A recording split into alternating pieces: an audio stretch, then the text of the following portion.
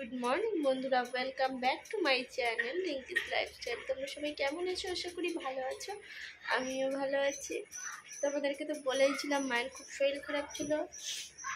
মায়ের শরীরটা এখন একটু ঠিক আছে, আর মা তো এই কদিন বাড়িতেই ছিল, শরীরটা একদম ভালো ছিল না।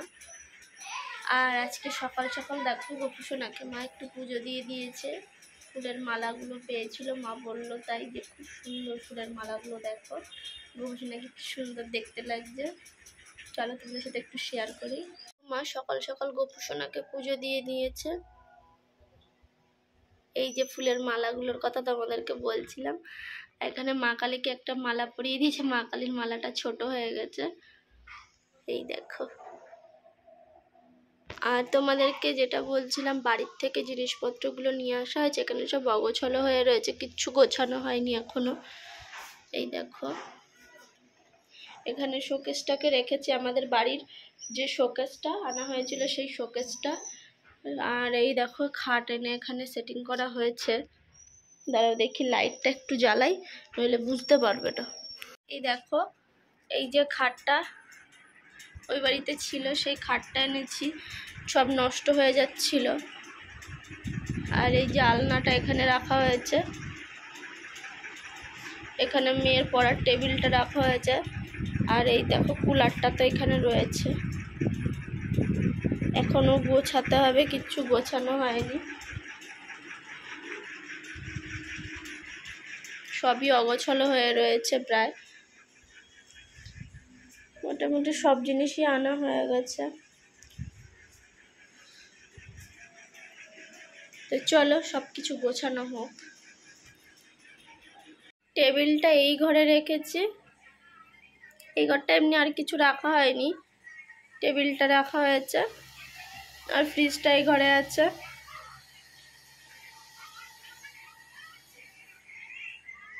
তোমরা তো জানোই, আমার আগের ভিডিও যারা দেখেছো, টেবিলটা ওই বাড়িতেই ছিল, অনেক শখ করে কিনেছিল। যাই হোক, মানুষ চলে যায়, স্মৃতি রয়ে যায়। চলো দেখা আজকে কি কি রান্না হয়েছে।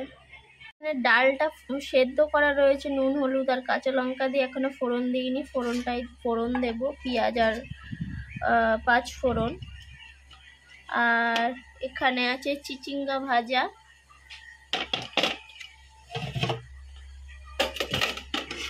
আর এখানে আছে ভাত। তো চলো আগে ডালটা ফোড়ন দিয়ে নিই। আমি আগে ডালটা ফোড়ন দিই, বললামই 5 ফোড়ন আর পেঁয়াজ দিয়ে ডালটা ফোড়ন দেবো। চলো ফোড়ন দিই, তারপরে আবার পরে বিকেলে খাওয়া দাওয়া করে তোমাদের সাথে কথা বলছি। তো দেখো বন্ধুরা, আমি বিছনা টিছনা সব গুছিয়ে নিয়েছি। এই দেখো, এটা ভাইয়ের ঘরের বিছনাটা গুছিয়ে নিয়েছি, আর ওই ঘরের বিছনাটাও গুছিয়ে নিয়েছি। চলো তোমাদেরকে দেখাই, মেয়ে রয়েছে। দেখো বন্ধুরা, আমি ভাইয়ের ঘরটা গুছিয়ে নিয়েছি, আর ওই ঘরটাও গুছিয়ে নিয়েছি। ওই ঘরটায় মেয়ে আছে। আর এই দেখো, তোমাদের সাথে একটা জিনিস শেয়ার করি। এই দেখো, চিনতে পারছো নাকি? দেখো, ছোটবেলার ছবি, ওই বাড়িতে ছিল, নিয়ে এসছি।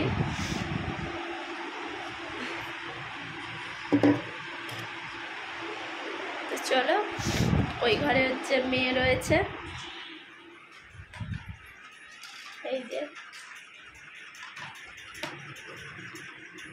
ওর স্নান হয়ে গেছে, আজকে সকাল সকালও করে নিয়েছে। আর এই দেখো, এই ঘরটাও গুছানো হয়ে গেছে, বিছনা টিছনা ঝেড়ে গুছিয়ে নিয়েছি।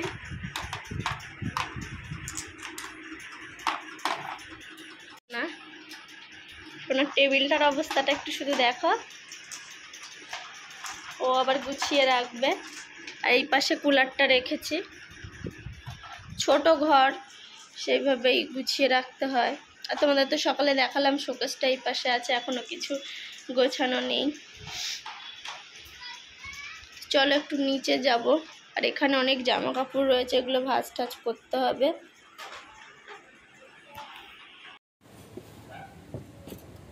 তো দেখো ফাইনালি আমাদের স্নান হয়ে গেছে, খাওয়া দাওয়া হয়ে গেছে। তখন আর ভিডিওটা করিনি, আমার মেয়ের প্রচণ্ড পরিমাণে খিদে পেয়ে গেছিলো, ভিডিও করতে দেয়নি, বলছি ভিডিও পরে করো মা, আমাকে খেতে দাও। আসলে আজকে সকালবেলায় না ও খায়নি, আসলে খেলা পেয়ে গেছে, তখন আর খিদে মানে থাকেই না। যদি মানে কাউকে না পায়, ঘন ঘন বাড়িতে একা একা থাকলে তখন খিদে পেয়ে যায়, খাওয়ার পরে খিদে পেয়েছে করতে থাকবে, সে মানে বলে বোঝানো যাবে না, তখন শুধু মাথা গরম হয়ে যাবে খেতে না দিলে।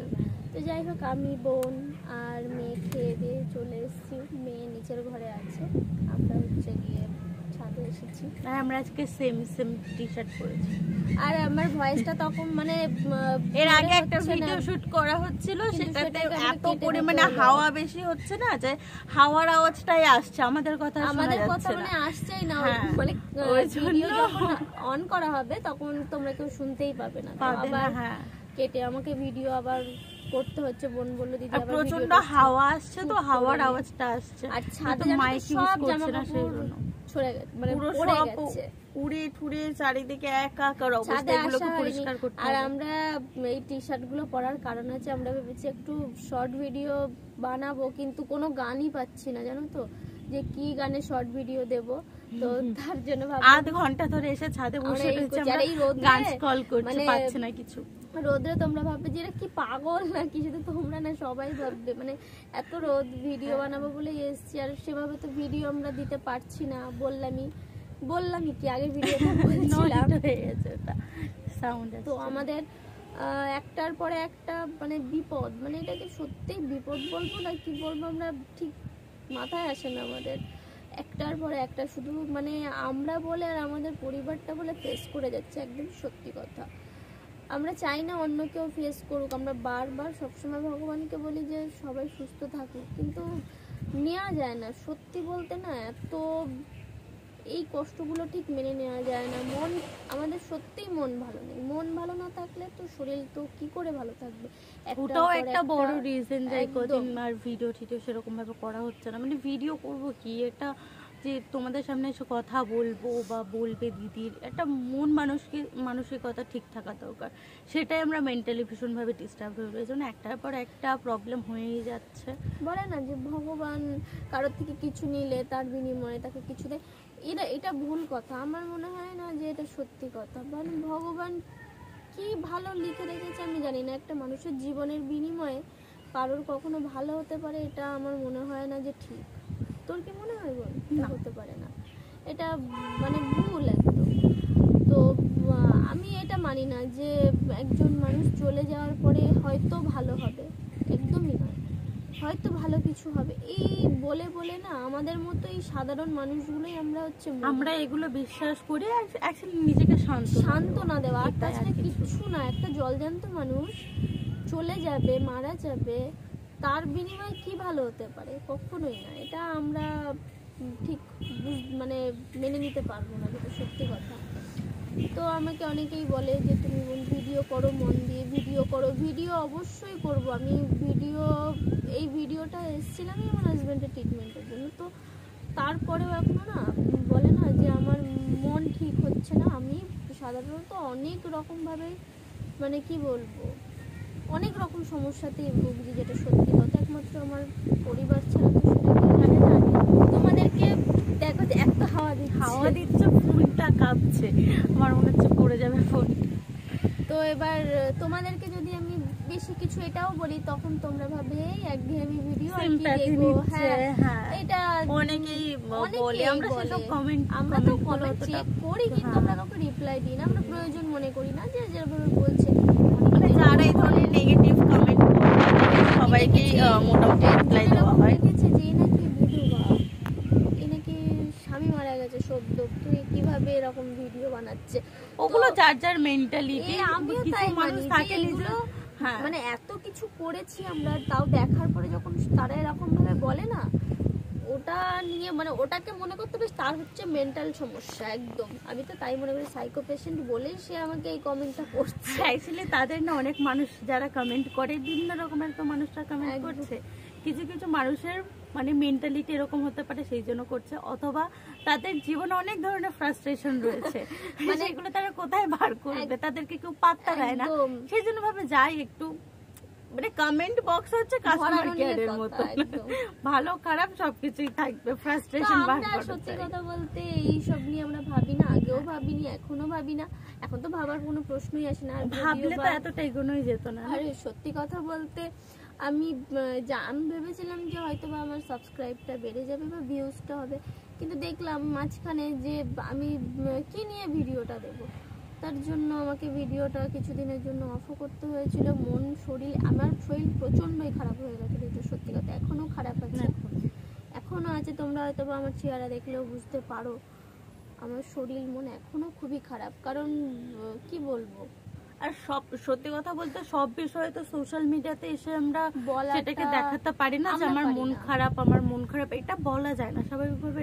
এটা কখনো হয় না। আমরা কেন, কেউই পারবে না। বা যারা এটাকে বাই প্রফেশন, পেশা হিসেবে নিয়েছে যে আমি আমার সিম্প্যাথি দেখিয়ে আমি কিছু আর্ন করবো, সেটা আলাদা কথা, সেটা তাদের ব্যক্তিগত ব্যাপার। আমরা পারছি না, এটা আমাদের ব্যক্তিগত, আমাদের পক্ষে পসিবল, আমরা পারবো না, যেটা সত্যি কথা। তো যাই হোক, সেই সব নিয়ে বিষয় না, বিষয়টা হচ্ছে আমি ভিডিও দিতে পারছিলাম না। আমার মায়ের খুবই শরীর খারাপ ছিল, মা এখন একটু ভালো আছে। মায়ের না হাই ব্লাড প্রেশার বেড়ে গেছিলো প্রচণ্ড পরিমাণে, এত রোদ না, এত রোদে আমার মার খুবই কষ্ট হয়। আর আমার বাবা মা সত্যি কথা বলতে আমাদেরকে নিয়ে সত্যি খুব টেনশনে থাকে, খুবই টেনশনে থাকে, কি করবে না করবে, এটা তো সত্যি। বাবা মা তো এটাই কর্তব্য না সব, মানে আমার হাজবেন্ডের যে বাবা মা তাদের মতো যদি হতো তাহলে তো আমার বাবা মার কোনো টেনশনই থাকতো না। তারা টাকা ব্যাংকে রেখে দিয়ে সন্তানের মধ্যে ভুগছি, হয় না, মানে কি বলবো, টাকার টেনশন বড় টেনশন। আমি এখনো চারদিকে তো এত একটু ধার দেনা প্রচন্ড হয়ে গেছি, যার জন্য আমি মানে কি করবো আমি বুঝতে পারছি না, যেটা সত্যি কথা। তো যাই হোক, আমরা ভিডিওটা আজকে এখানে এন্ড করব। ভিডিও করাও যাচ্ছে না, ছাদে এত হাওয়া দিচ্ছে না।